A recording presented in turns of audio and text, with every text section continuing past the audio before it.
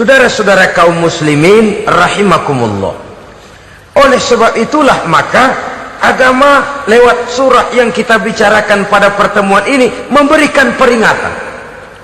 Kala, jangan begitu dong. Kamu boleh mencari dunia, silahkan cari harta yang banyak, cari pangkat yang tinggi, tapi jangan itu membuat kamu lalai daripada taat terhadap Allah subhanahu wa ta'ala. Jangan karena keinginan mendapat harta yang sebanyak-banyaknya lalu melakukan segala macam cara asal tujuan tercapai. Itu sudah membuat kita lalai. Jangan karena ingin mengejar kedudukan yang tinggi lalu jilat atas injak bawah, nggak mempan jilat dukun dipakai.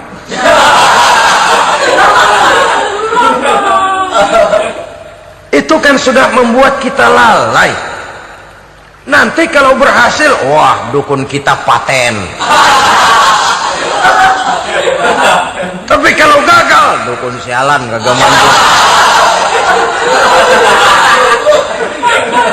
Hilanglah Allah dalam kehidupan kita. Makin materialis, dan perlombaan ini membawa kita kepada kecelakaan. Kala, sekali-kali jangan begitu. Nyatanya kan ada orang nyari duit, setelah duitnya banyak dibudakin oleh duit. Dia sendiri tidak bisa merasakan kesenangan daripada duitnya, konon lagi orang lain. Mau ke pasar ngitung 16 kali. Naik bajai 1000. 1000 itu kalau ratusan semua 1000 lembar. Hitung-hitung, mendingan jalan kaki. Jalan kaki tengah hari bolong panas, kan dibudakkan oleh uang. Cari karier, kejar pangkat, kejar kedudukan. Setelah ditemukan itu, jadikan dia sebagai alat, jangan dijadikan tujuan. Pangkat kau milikku, karena kau milikku kau harus jadi budakku, jangan aku yang jadi budak kau pangkat. Suatu saat dia harus lepas dari kita, jiwa ini lapang. Kenapa? Dahulu pun ketika lahir ke dunia tidak ada pangkat yang kita sandang. Dahulu pun ketika lahir ke dunia tidak ada harta yang kita bawa. Jadi harta itu, pangkat itu, kedudukan itu ada dalam hati, tapi tidak berurat dan berakar. Kalau dia berurat dan berakar dalam hati, berat misah sama harta itu. Berat. Sekedar ngasih fakir miskin cepet juga berhitungnya 17 lembar.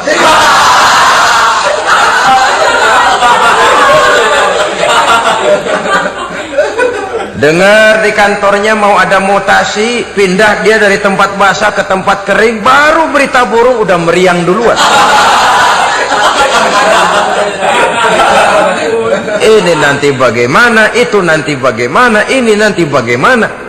Kan tidak jarang orang yang kena apa istilah kerennya zaman sekarang itu post power syndrome.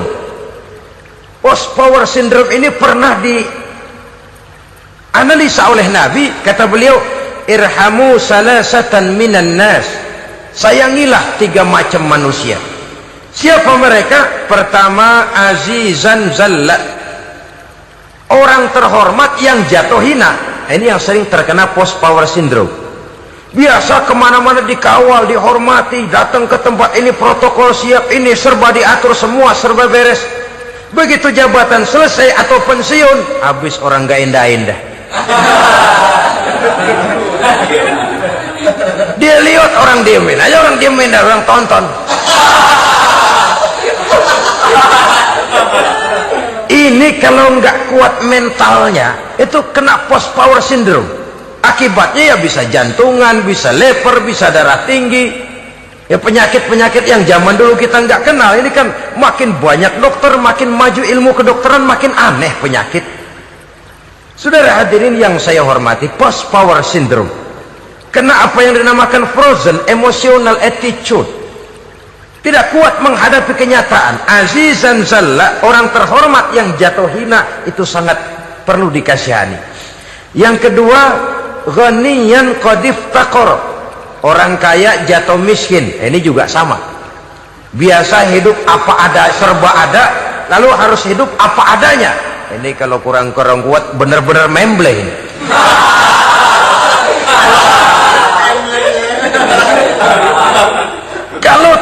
kuat mentalnya, biasa hidup serba enak, serba nikmat, cuma kerjanya neken cek, main apa itu kredit card, macam-macam fasilitas dipunyai, tahu-tahu jatuh bangkrut, jatuh miskin. Kalau tidak fondasi agamanya kuat, bisa gantung diri, bisa bunuh diri, bisa frustasi, bisa terkena psikosomatik, tekanan jiwa mempengaruhi faktor biologis, timbullah tekanan, terjadilah penyakit aneh-aneh. Al-Afghaniyan qadif takoro, orang kaya jatuh miskin, itu perlu dikasihani.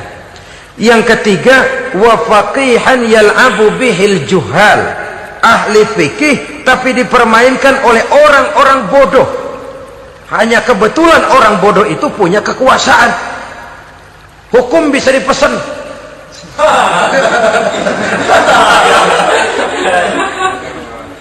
Aturannya haram, Ustaz, ada haram dikit aja dah.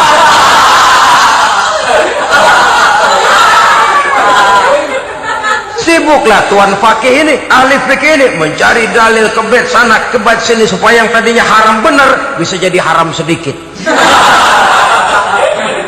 Padahal yang minta ini orang bodoh, tidak ngerti agama, cuma karena punya kekuasaan dipermainkan oleh orang yang fakih. Orang yang fakih ini dipermainkan.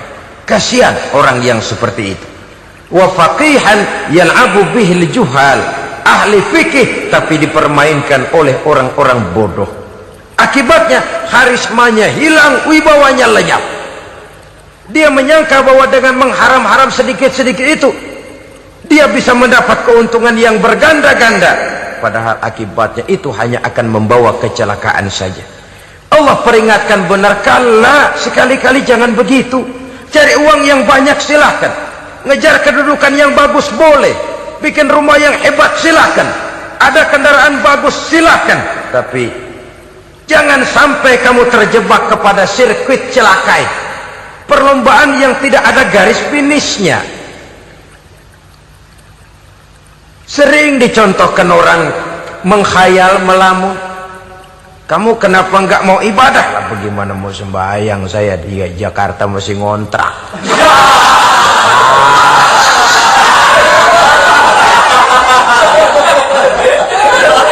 Bingung, tiap akhir tahun kontrakan habis.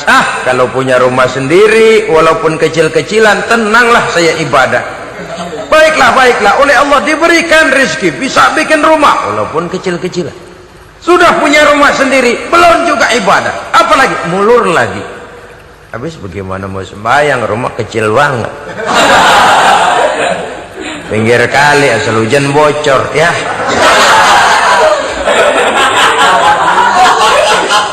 Kalau bisa punya rumah permanen, rajin dah ibadah dah. Iyalah, diberikan rezeki, bisa bikin rumah besar, kamarnya banyak, halamannya luas, kendaraan belum ada, perabotan belum lengkap. Sudah ada kendaraan, belum kayak orang-orang. Sudah kayak orang-orang, masih sama dong, kudu di atas. Kapanlah selesainya? Kala sekali-kali jangan begitu. Jangan kamu mengumpulkan harta bermegah-megah membuat kamu lalai dari taat kepada Tuhanmu.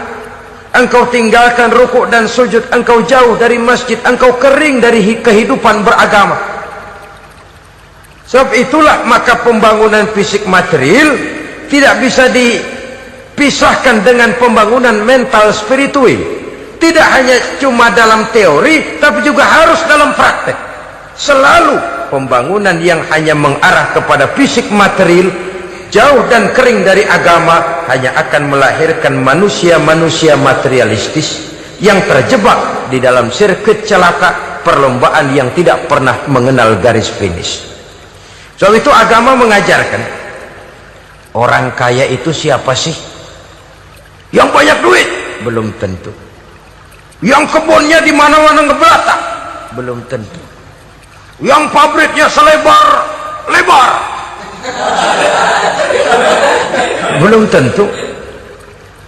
Yang punya segala macam peternakan, dari peternakan gajah sampai peternakan kutu.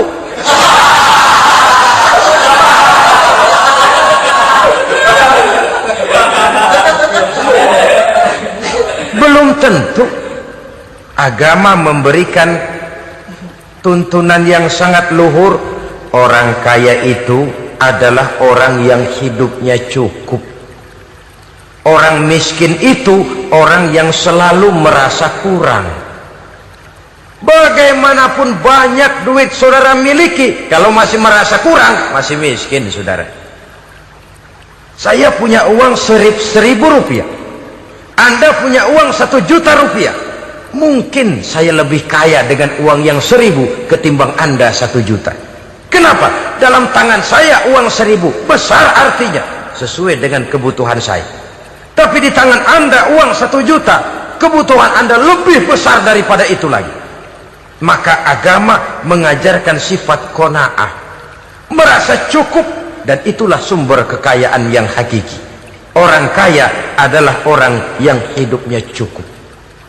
Kalla saufa ta'lamun, jangan begitu, nanti kamu akan tahu. Summa kalla saufa ta'lamun, jangan sekali-kali begitu, suatu saat kamu pasti akan tahu. Kalla law ta'lamuna ilmal yaqin thumma latarawunnaha 'ainal yaqin thumma latus'alunna yawma idzin 'anil na'im. Nah, kapan perlombaan ini akan menyadarkan orang biasanya? Hatta zurtumul maqabir, sampai kamu dekat ke liang kubur. Itu biasanya kalau istilah orang sekarang baru ngeh. Asal sudah napas sampai tenggorokan disambung dengan selang, sudah Senin Kemis dibantu dengan alat picu jantung, gerak gerak gerak gerak, sudah kayak orang mau gergaji kayu. Dikala itu barulah sadar orang biasanya. Dan kesadaran semacam itu kesadaran yang terlambat, kesadaran ala Fir'aun. Fir'aun selagi hidup diajak beriman dan nehi aja.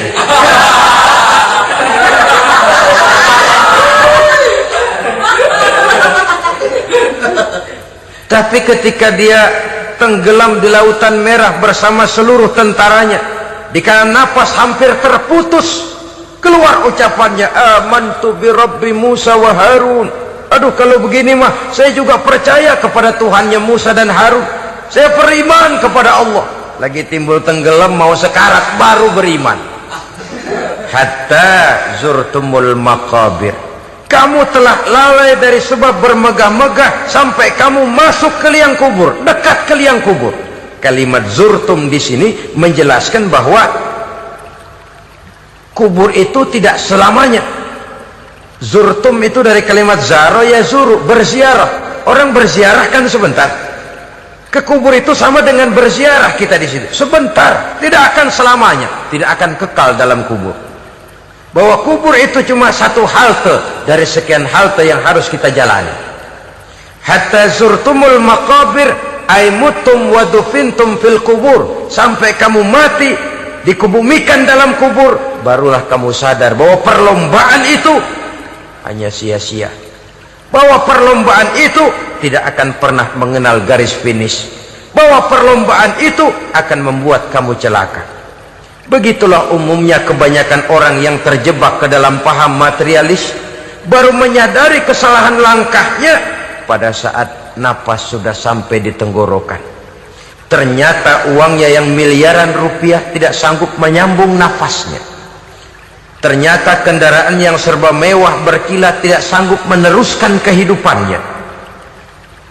Ternyata pangkat jabatannya yang tinggi yang membuat dia menyebabkan temannya jadi lawan, lawannya jadi teman, tidak akan sanggup menghentikan sang malaikat maut. Kalau keadaan sudah begitu, baru sadarlah kita terlambat. Karena saat seperti itu akan dihadapi oleh setiap orang. Kala, jangan begitu. Sadarlah kamu bahwa kalau sudah dekat ke liang kubur kamu baru insaf, itu terlambat. Sebelum nafas sampai di tenggorokan, pintu taubat masih selalu terbuka. Tapi manakala nafas sudah sampai di tenggorokan, tertutuplah pintu taubat untuk orang yang bersangkutan.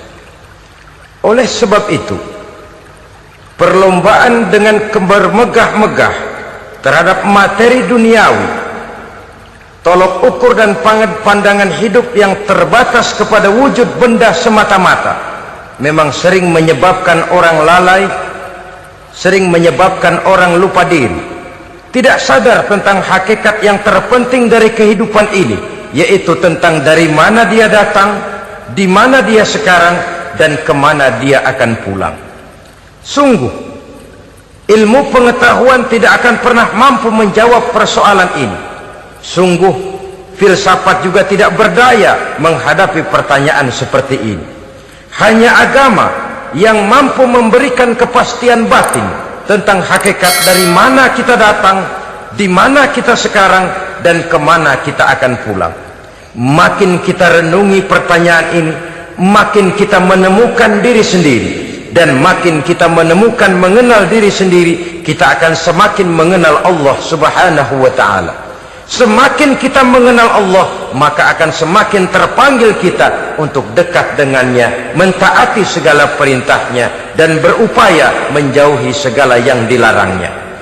Dengan demikian selamatlah kita dari satu perlombaan yang hanya akan menyeret kita kepada menghalalkan segala cara, jauh dari agama, jauh dari Allah, bahkan jauh dari sesama manusia. Karena umumnya perlombaan seperti ini akan cenderung melahirkan manusia yang egois. Muslimin rahimakumullah. Lebih jauh, mari kita mengikuti peringatan Allah dalam surah Al-Munafiqun ayat 9. Di sini Allah Subhanahu wa taala mengingatkan, A'udzu billahi minasy syaithanir rajim. Ya ayyuhalladzina amanu la tulhikum amwalukum wala auladukum an dzikrillah wa may yaf'al dzalika fa ulaika humul khasirun. Hai orang-orang yang beriman, jangan sampai hartamu dan anak-anakmu melalaikan kamu daripada mengingat Allah. Wa may yaf'al dzalik, barang siapa yang melakukan hal seperti itu, fa ulaika humul khasirun, maka merekalah sesungguhnya orang-orang yang merugi. Rugi dunia, rugi akhirat. Disebutkan di sini dua hal yang sering menyebabkan kita jadi lalai. Amwal dan aulad. Harta dan anak-anak. Materi dan keluarga. Perlombaan di dalam mengumpulkan materi sering menyebabkan kita menjadi lalai. Begitu juga amanah berupa anak ini sering kita lalaikan atau sering membuat juga kita menjadi lalai.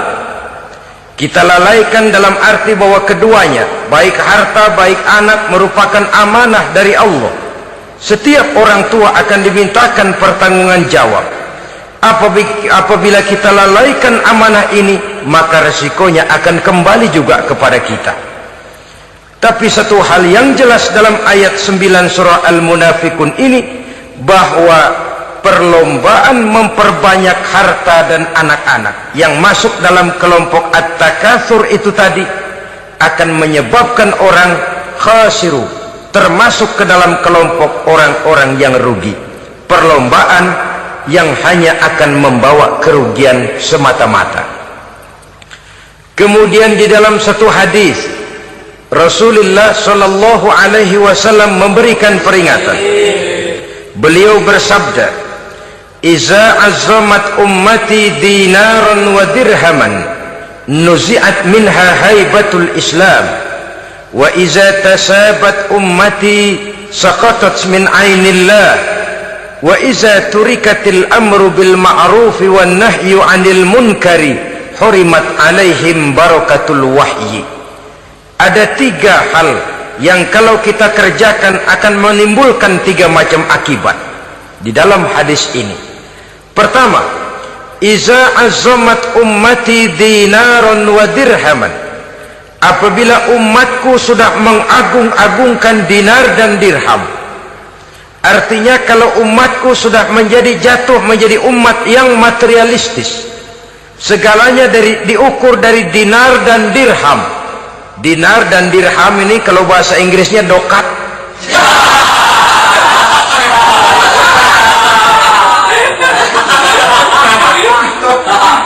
Segalanya diukur dari segi dinar dan dirham saja. Nuzi'at minha haibatul Islam, akan dicabutlah kehebatan Islam dari mereka.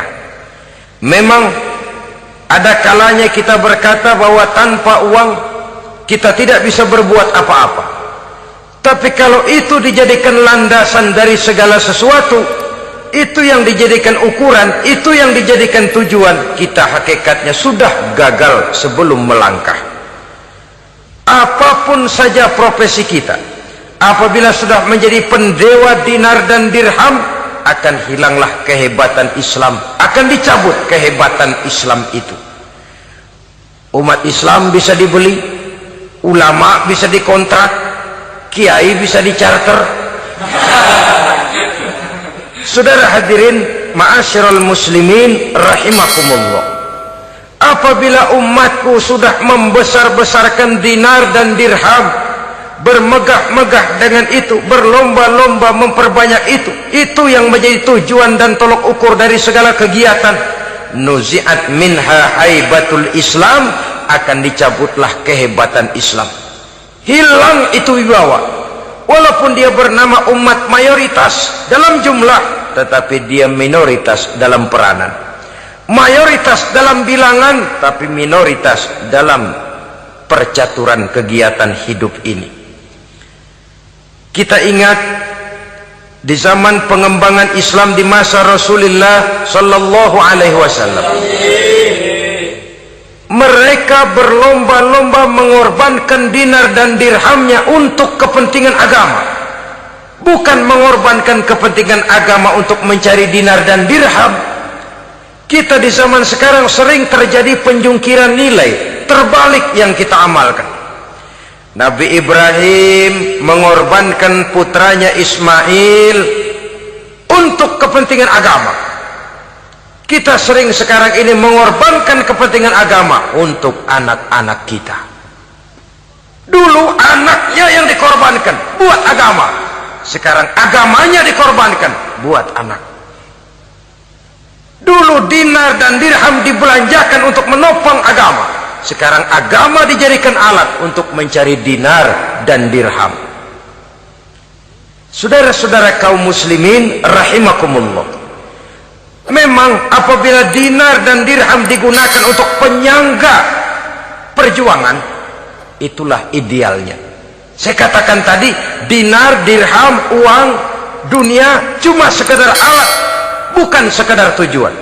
Kita memerlukan alat ini. Membangun pesantren tidak cukup dengan semangat, membangun rumah sakit Islam tidak cukup dengan pidato, membangun masjid tidak cukup dengan semangat menggebu-gebu.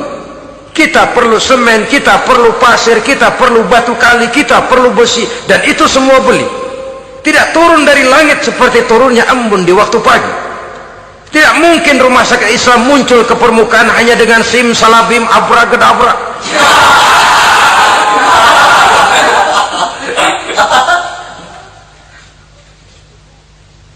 Oleh sebab itu, saya bersyukur kecenderungan belakangan ini pengajian-pengajian akbar di berbagai tempat tidak hanya sebagai ajang untuk menanamkan akidah, membina ukhuwah, tapi juga menjadi sarana di mana kita mengumpulkan dana, menghimpun potensi umat, menginventarisir potensi untuk kepentingan pengembangan daripada agama. Meskipun ada satu dua orang yang salah paham tentang ini, sampai kemudian saya mendapat satu merek yang cukup tidak enak untuk didengar, mengkomersilkan pengajian katanya, karena memang ada pengajian yang menggunakan sistem karcis, sebenarnya juga tidak etis. Undangan berikut infak yang seluruh hasilnya digunakan buat kepentingan agama, apakah itu rumah sakit, apakah itu madrasah, apakah itu masjid, dan satu sen pun saya tidak menuntut bagian dari itu. Saya malah berprinsip sepanjang saya masih laku untuk dijual dan itu memang buat kepentingan agama, persilahkan jual saja. asal buat masjid, pesantren, madrasah, rumah sakit Islam, kegiatan syiar dan dakwah, silakan. Tapi kalau sudah dijual buat kepentingan pribadi, memperkaya diri sendiri, tentunya dunia akhirat sulit untuk ridho kepada tingkah laku yang semacam itu. Kita memerlukan dana, umat di daerah membangun memerlukan dana, dan dana itu tidak hanya datang begitu saja. Kita bersyukur bahwa untuk menghadiri pengajian sekarang ini orang mau mengeluarkan uang, mau memberikan infak dengan ikhlas, tidak dengan keterpaksaan. Kenapa tidak? Sehingga ini lalu diinventarisir untuk kepentingan pembangunan agama. Ratusan juta rupiah terkumpul dari pengajian-pengajian rutin ini, pengajian-pengajian akbar ini. Puluhan masjid terbantu, rumah sakit Islam terbantu, musola selesai. Ya walaupun tidak lalu semuanya beres, tapi gemaknya itu sudah cukup menyentuh untuk menyadarkan orang bahwa harta baru kekal kalau dia sudah dibelanjakan di jalan Allah. Nah, yang celaka kalau dinar dan dirham itu yang dijadikan tujuan. Mengadakan pengajian semata-mata untuk cari uang, uangnya buat kantongnya dewe. Itu yang membuat dicabutnya kehebatan Islam itu. Segalanya diukur dari sudut itu. Sehingga ketika seseorang datang bertanya tentang hal-hal yang berkaitan dengan ini, maka hal semacam ini sesungguhnya satu nikmat yang perlu kita syukuri sepanjang menginventarisir potensi umat benar-benar digunakan buat kepentingan daripada agama kita. Jadi peringatan tegas dari Nabi ini, iza azzamat ummati dinaron wa dirhaman nuzi'at minha haibatul Islam. Apabila umatku sudah mengagung-agungkan dinar dan dirham, maka akan dicabutlah kehebatan Islam dari tengah-tengah mereka. Remeh saja orang memandang kita, enteng saja orang memandang kita. Satu. Yang kedua, peringatan Nabi, wa iza tasabat ummati saqatat min ainillah. Apabila umatku sudah saling mencaci maki, apabila umatku sudah saling berbantah-bantahan, saqatat min ainillah, jatuhlah mereka dalam pandangan Allah. Kalau sesama umat ini sudah saling menjelekkan, apakah yang menjelekkan itu lebih bagus dari yang dijelekkan di hadapan Allah? Dua-duanya sama rendahnya. Pribadi saya mungkin puas kalau saya bisa menghantam saudara di depan umum, menjelek-jelekkan nama saudara. Tapi lebih baikkah saya dalam pandangan Allah? Sama rendahnya dengan orang yang saya jelekkan. Itu pun kalau yang dijelekan benar-benar jelek. Kalau cuma sekedar fitnah, wah, lebih celaka lagi nasib si orang itu tadi. Ini artinya menyadarkan kita bahwa umat ini sudah diikat dengan akidah. Beraneka ragam kita, tapi harus ada kebersamaan. Berbeda kita, tapi harus satu, sebagai satu ummatan wahidah, satu umat yang satu. Oleh sebab itu, persamaannya lah yang harus kita angkat ke permukaan, bukan perbedaannya yang kita perbesar. Sudah datang waktunya umat Islam bangun dari tidurnya, jangan lagi dibuai oleh irama mayoritas. Sudah lewat masanya kita bertengkar karena persoalan-persoalan kecil yang tidak prinsip. Sudah datang waktunya umat Islam bersatu, menyusun saf yang lebih lurus, oleh karena ia dihadapkan kepada tantangan-tantangan yang tidak semakin ringan. Kalau kita bertengkar dengan kita, kalau kita saling mencaci sesama kita, bukankah Yahudi tepuk tangan? Bukankah Nasrani menari-nari? Bukankah pihak ketiga akan menangguk di air keruh? Dan kerugian akan terpulang kepada kita semua. Tapi inilah realita,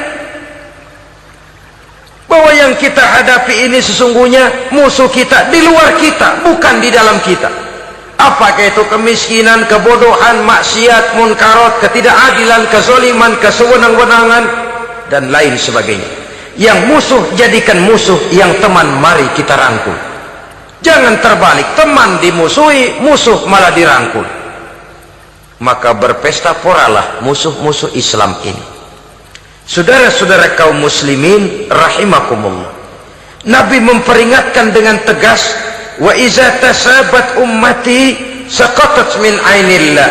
Jikalau umatku sudah saling mencaci maki, sudah saling berbantah-bantahan, jatuhlah mereka dalam pandangan Allah. Satu ayat menjelaskan jangan sebagian kamu meremehkan, yaskhar, mengecilkan, menganggap enteng orang lain. Boleh jadi yang dihina, diremehkan, dianggap enteng itu nilainya lebih bagus daripada yang menganggap enteng. Hakikat segala sesuatu itu cuma kembali kepada Allah. Di sanalah penilaian finalnya. Manusia hanya melihat yang zahir. Makin banyak harapan hidup ini kita gantungkan kepada manusia, makin banyak kita harus bersiap untuk kecewa. Saudara-saudara kaum muslimin rahimakumullah. Kemudian yang ketiga peringatan dari baginda Nabi, wa iza turikatil amru bil ma'rufi wan nahyu 'anil munkari hurimat 'alaihim barakatul wahyi. Apabila amar ma'ruf dan nahi munkar telah ditinggalkan, maka akan hilanglah keberkahan wahyu, akan hilanglah keberkahan Quran, akan sirnalah keberkahan agama. Amar ma'ruf dan nahi munkar ditinggalkan, artinya di tengah masyarakat sudah tidak ada lagi yang menyerukan ini baik, ini tidak baik, ini halal, itu haram. Mari kita sholat, mari makmurkan taklim, santuni yatim piatu, makmurkan masjid. Seruan ke arah itu tidak lagi terdengar. Sementara tinggalkan judi, tinggalkan minuman keras, jauhi zina, seruan semacam itu pun tidak lagi terdengar. Maka hilanglah keberkahan wahyu itu. Karena amar ma'ruf dan nahi munkar merupakan bagian daripada ajaran agama kita. Menjadi sponsor dari segala macam kebajikan dan menjadi penghalang daripada segala macam kemunkaran sesuai dengan batas kemampuan yang kita miliki masing-masing.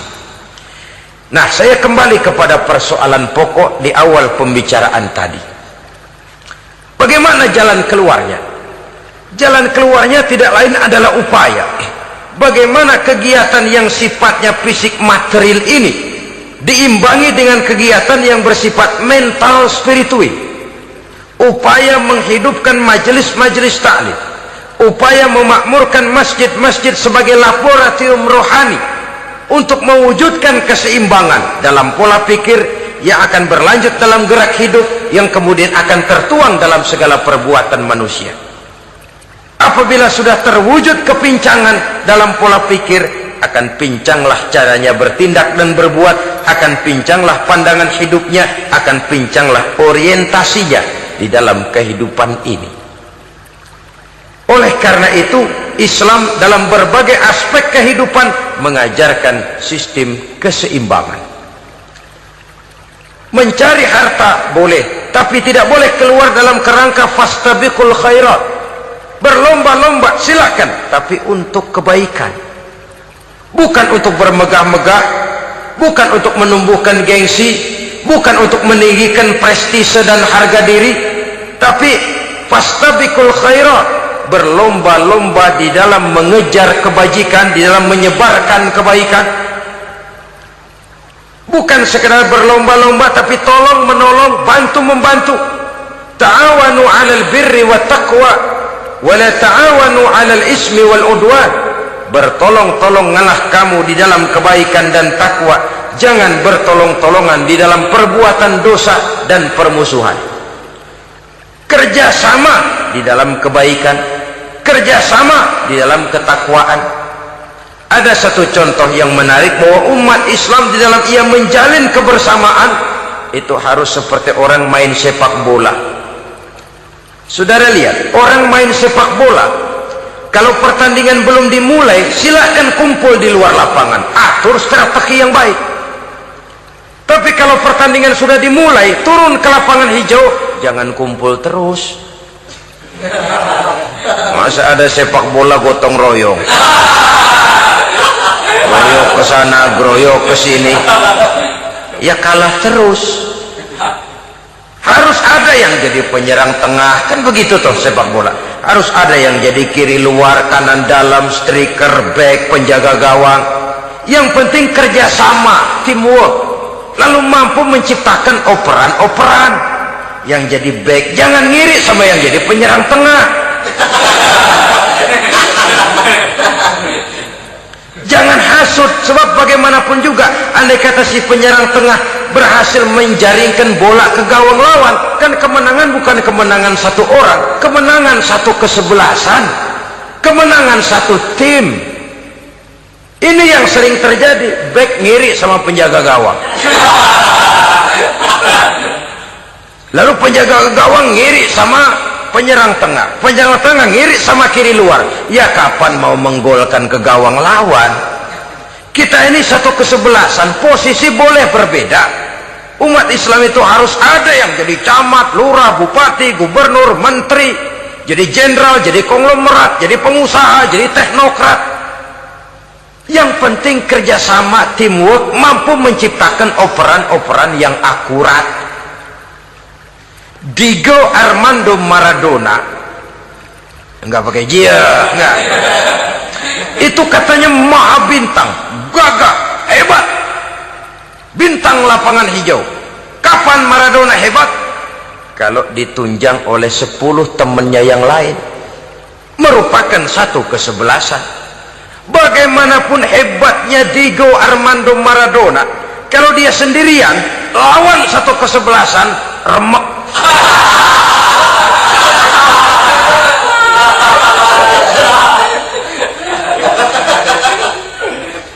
Dia hebat, dia jenius, dia maha bintang karena dapat operan dari teman-temannya, bukan jegalan, operan. Jadi oleh sebab itu bagaimana kita menciptakan operan-operan akurat yang akan melahirkan kebersamaan di tengah-tengah umat. Artinya satu contoh saja, misalnya seorang pengusaha besar, oleh karena kesibukannya di dunia bisnis, tidak perlu jadi ketua pembangunan musola, tapi kalau ada musola belum selesai, operan. Operannya itu yang penting. Apa yang dioper itu? Semen, apa batu kali, apa besi, yang penting operan. Operannya akurat. Kadang-kadang ada terjadi juga frustasi ngelihat lawan kesebelasannya terlalu kuat, ngoper ke gawang sendiri, jebol. Kan sering terjadi begitu. Muslim didukung oleh umat Islam, ketika punya posisi menguntungkan malah mempersulit Islam. Ini kan ngoper ke gawang sendiri, bunuh diri namanya. Boro-boro jebolin gawang lawan, asal jangan bunuh diri juga lumayan. Jadi kalau saja kita mampu menciptakan kebersamaan seperti ini, baju boleh berbeda. Seorang muslim boleh dibungkus baju abri, boleh dibungkus baju dokter, boleh dibungkus baju teknokrat, boleh dibungkus baju konglomerat, sekedar baju. Tapi kalau terbukalah baju itu, kelihatan dadanya, terbersit nilai imannya, meresap sampai ke tulang sumsumnya, dan pada saat Islam dikuti-kuti, akan timbul kecintaannya, akan timbul, saya muslim dan saya bangga dengan Islam saya muslim dan saya mau berbuat untuk Islam saya muslim dan saya siap mati untuk Islam saya. Dengan baju apapun dia terbungkus, kalau roh, jiwa dan semangat semacam ini tertanam, saya yakin kita umat Islam akan mampu berbuat lebih banyak dengan mewujudkan operan-operan akurat yang sangat diharapkan oleh umat itu tadi. Oleh sebab itu, saudara-saudara kaum muslimin rahimakumullah, baju boleh berbeda, bendera boleh beraneka warna, tapi jikalau bernama muslim, persamaannya yang dicari, jangan perbedaannya yang diperbesar. Nilai persaudaraan yang diikat dengan akidah semacam inilah yang banyak dicari orang, yang banyak menyebabkan orang masuk Islam. Di mana masjid kelihatan benar sebagai simbol kehidupan demokrasi dalam menciptakan ukhuwah, wawasan ukhuwah.